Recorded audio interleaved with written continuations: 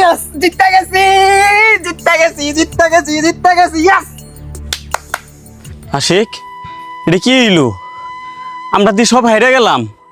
আমাদের যত টাকা পয়সা বাড়ি গাড়ি বিক্রি করে আইন না, যত টাকা পয়সা দিছি সবই তো হেরে গেলাম গা।